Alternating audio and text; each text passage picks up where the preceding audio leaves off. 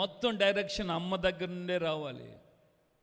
అమ్మా నా కూతురా, నేను తెలియక ఆ ఇంటికి ఇచ్చానమ్మా, నువ్వు అల్లాడిపోతుంటావేమో, ఆ ఇంట్లో మొత్తం పనులన్నీ నేనే తినబడతావేమో, ఏదో ఒక సాగు చెప్పి తప్పించుకుంటా ఉండు.